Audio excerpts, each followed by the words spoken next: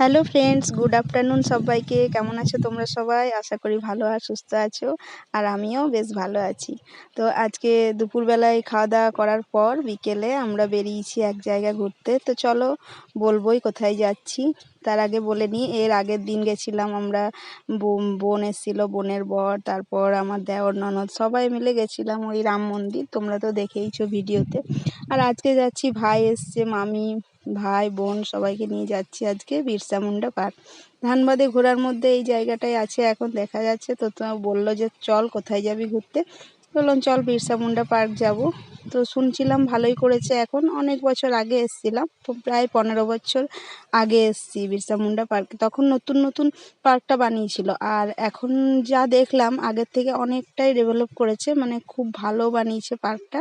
আর এটা একটা family park হচ্ছে, সবাই মিলে আসতে পারো, ঘুরতে পারো। কেউ যদি না এসে থাকো তো ধানবাদে এসে এই পার্কটা ঘুরে এনজয় করতে পারো।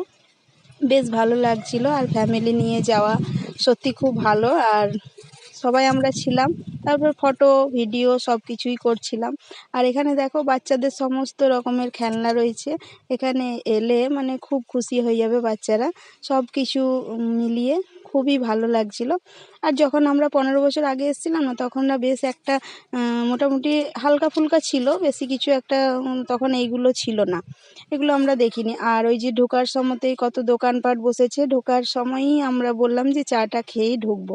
তাই যখন আমরা পার্কে ঢুকলাম তখনই ওখানে চা বিস্কুট খেয়ে তারপরেই ঢুকলাম। আর আর দোলনা দেখে তো আর লোভ সামলানো গেল না, তাই ছোটবেলাটা মনে পড়ে। আর দেখতেই পাচ্ছ এই ভাই যদি আমাদের সাথে থাকে না, তাহলে খুবই এনজয় হয়, হাসি ঠাট্টা সব কিছু মিলিয়ে।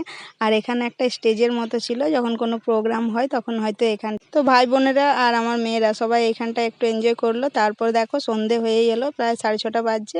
আর সন্ধেবেলায় দেখতে তো আরোই ভালো লাগছিল। তো মনে হয় পার্কটা 7টা অবধি খোলা থাকে, তারপর বন্ধ হয়ে যায়। আর এখানে বাইরে যা যা বসেছিল, গুপচুপ, চাট, এগরোল সবই কিছু ছিল। তো আমরা ওর মধ্যে চাট খেলাম 1 প্লেট করে, আর এগরোলও খেয়েছিলাম। তার মধ্যেই এই দেখো পাপড়ি চাট। আর এই যে মামিকে নিয়ে এখন মজা করা হচ্ছিল, কারণ এক হাতে এগরোল আর এক হাতে আইসক্রিম ধরিয়ে দিয়েছিল। মামি কোনটা খাবে বুঝতে পারছিল না। তো চলো আজকের মতো ভিডিওটি এ পর্যন্ত, টাটা বা।